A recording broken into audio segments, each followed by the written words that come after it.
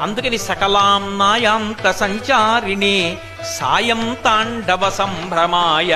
సాయంకాలం అయ్యేటప్పటికి మంచి ఉత్సాహంగా బయలుదేరతాట. సంభ్రమాయ ఇంకా ఎంత సంతోషంగా బయలుదేరతాడోట. దేనికి?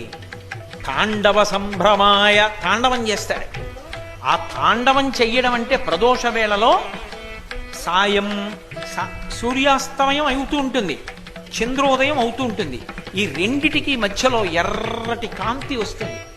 అటువంటి మహానుభావుడైనటువంటి పరమేశ్వరుడు సాయం తాండవ సంభ్రమాయ, సాయంకాలం తాండవం చేయడంలో సంభ్రమాయ పరమ సంతోషంగా ఉంటాడు. ఆ సమయంలో దేవతలందరూ కైలాస పర్వతం మీదకి ఎడతారు. అందుకే సాయంకాలం వేళ శివాలయం తప్ప ఏ ఇతర దేవాలయాన్ని దర్శనం చెయ్యొద్దని చెప్తారు. ప్రదోష వేళలో దేవాలయాలకు వెళ్ళినా దేవతల యొక్క తేజస్సులన్నీ కూడా కైలాసాన్ని చేరుతాయి. కాబట్టి సాయం తాండవ సంభ్రమాయ జటిని, ఆయన తాండవం చేస్తుంటే దేవతలందరూ తలకొక వాద్యం రోగిస్తూ ఉంటారు.